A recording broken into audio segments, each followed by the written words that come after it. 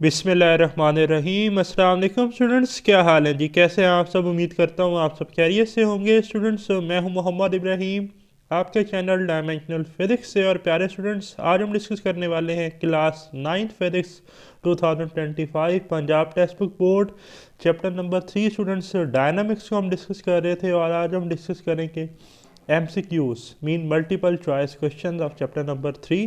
तो आए जी स्टार्ट करते हैं वन बाय वन। 3.1 है students, when we kick a stone we get hurt, this is due to. Option है inertia, velocity, momentum, the reaction. Student आप देख रहे हैं ये एक बॉय है जी, ठीक है, और इसके रास्ते में एक स्टोन आया और इसने उसको किक लगाई। तो जब इसने स्टोन को हिट किया तो इसकी टांग पर भी थोड़ा सा इसको ऐसा फील हुआ कि जैसे इसको दर्द हुआ या चोट लगी। रीज़न क्या था? हमने न्यूटन थर्ड लॉ में पढ़ा है कि every action has a reaction which take place opposite and equal. ठीक है, हमने क्या पढ़ा है कि हर जो एक्शन है उसका रिएक्शन है जो कि इक्वल और ओपोजिट है। तो अगर इस बॉय ने अपने किक से इस स्टोन को हिट किया, ठीक है, तो एज अ रिएक्शन इस स्टोन ने इस बॉय के पाँव पर भी क्या लगाई? फोर्स लगाई। तो रिएक्शन जो है वो मार्क कर लें, delta is the correct option of first MCQs। Second है स्टूडेंट हमारे पास 3.2, an object will continue its motion with constant acceleration until. एक ऑब्जेक्ट है वो अपनी मोशन को कंटिन्यू रखेगा कांस्टेंट एक्सेलरेशन के साथ, कब तक?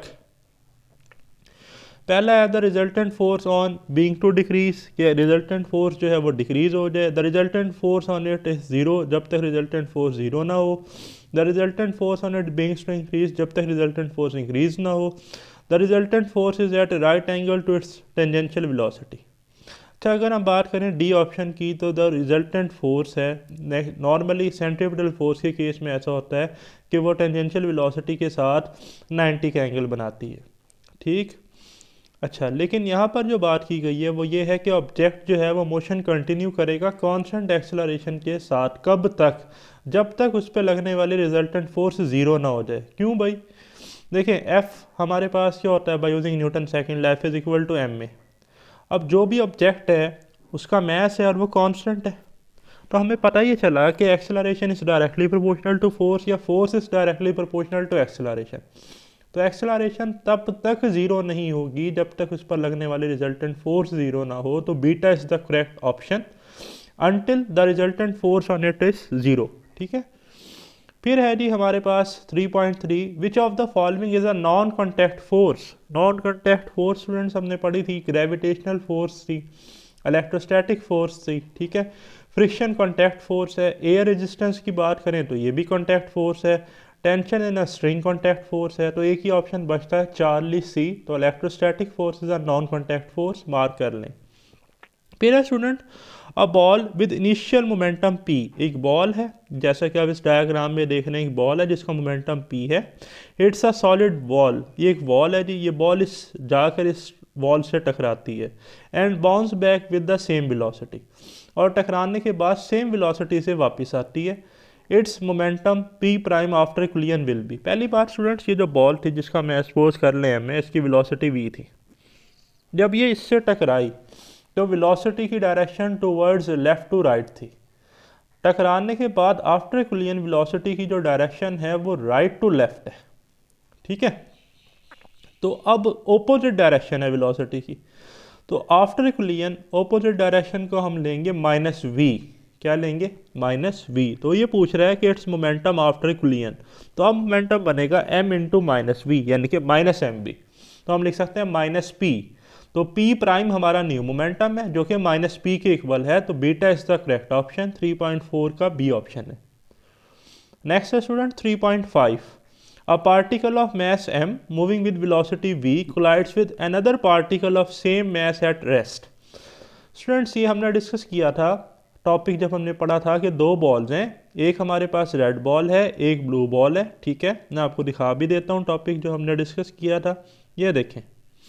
ठीक है, ब्लू बॉल v1 वेलोसिटी से मूव कर रही है जबकि v2 बॉल रुकी हुई है, एट रेस्ट है। दोनों आइडेंटिकल मैसेज हैं, सेम मैसेज हैं। तो जब ये कोलाइड करेंगी तो क्या होगा? जब ये कोलाइड करेंगी तो ब्लू वाली रेड पर फोर्स लगाएगी, रेड वाली ब्लू पर फोर्स लगाएगी। ठीक है, एक्शन रिएक्शन पेयर फॉर्म की फॉर्म में, और आफ्टर कुलियन हम देखेंगे कि ये मोमेंटम एक्सचेंज करेंगी, यानी कि पहले वाली मूव कर रही थी V1 से, तो V2 प्राइम वाली V1 से मूव करना शुरू कर जाएगी, और दूसरी रेस्ट में थी तो अब पहले वाली किस में आ जाएगी, रेस्ट में आ जाएगी। तो यही सिनेरियो वहाँ MCQs में हमसे डिस्कस किया गया है। तो देखें, a particle of mass m moving with velocity v collide with another particle, just वहाँ बॉल थे, यहाँ पार्टिकल है, ठीक है, of same mass at rest, mean के सेकंड पार्टिकल सेम मैस का एट रेस्ट है। The velocity of first particle after collision, तो भाई शुरू बिफोर कुलियन सेकंड वाला रेस्ट में था, तो आफ्टर कुलियन जो है वो पहले वाला किस में आ जाएगा, रेस्ट में, तो उसकी वेलोसिटी ज़ीरो हो जाएगी। तो 3.5 का चार्ली ऑप्शन है ज़ीरो। नेक्स्ट है फिर हमारे पास 3.6, conservation of linear momentum is equivalent to. Students, rocket जो है ये कंजर्वेशन ऑफ लीनियर मोमेंटम पे वर्क करता है, एक तो ये नोट कीजिएगा, और ये Newton third law of motion के इक्विवेलेंट है। Action and reaction are equal but takes place opposite in direction, ठीक है। तो Charlie is the correct option, C आप मार्क कर लें। फिर है student next 3.7, an object with a mass of 5 kg, एक ऑब्जेक्ट है जिसका मैस 5 kg है, moves at a constant velocity of 10 metre per second. V I student note कर लें 10 मीटर पर सेकेंड है। A constant force then acts for 5 second. अब एक force है जो कांस्टेंट है और वो 5 सेकंड के लिए लग रही है, टाइम नोट कर लें 5 second on the object, and gives it a velocity of 2 metre per second in opposite direction. Final velocity जो है वो 2 मीटर पर सेकंड है, बट उसने लिखा है कि इनिशियल वेलोसिटी की ऑपोजिट है, तो इनिशियल वेलोसिटी पॉजिटिव थी, तो final velocity -2 metre per second है। दोबारा सुन लें, Vf की वैल्यू -2 मीटर पर सेकंड है, नोट कर लीजिएगा। The force acting on the object, हमने फोर्स कैलकुलेट करनी है। तो स्टूडेंट्स, हमने ये रिलेशन पढ़ा है Newton second law in term of momentum, F is equal to m Vf minus Vi over delta T. तो इसमें हम वैल्यूज पुट करेंगे, मैच की जगह 5 आ जाएगा, Vf की जगह -2 मीटर पर सेकंड आएगा, माइनस फार्मूले का आएगा, फिर आएगा 10 मीटर पर सेकंड, ठीक है जी, और डिवाइडेड बाय डेल्टा टी जो कि 5 सेकंड है। अब मैच भी 5 है, टाइम भी 5 है, 5 से 5 कैंसिल हो जाएगा, तो ऊपर Vf माइनस Vi रह जाएगा, यानी कि -2 -10, तो -2 -10 हो जाएगा -12 न्यूटन। तो नोट कर लें, -12 Newton is the correct option. फिर है स्टूडेंट्स हमारे पास 3.8, a large force acts on an object for a very short interval of time.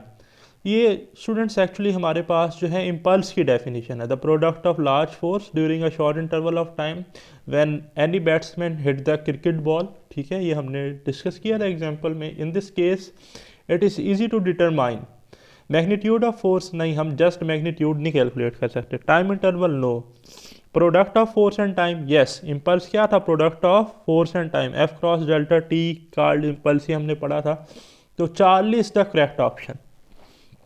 फिर last MCQ that is 3.9, lubricant, lubricant actually हम कहते हैं ऑयलिंग एजेंट, ऑयलिंग करना किसी चीज़ की, ठीक है, या ऑयल आप कह दें।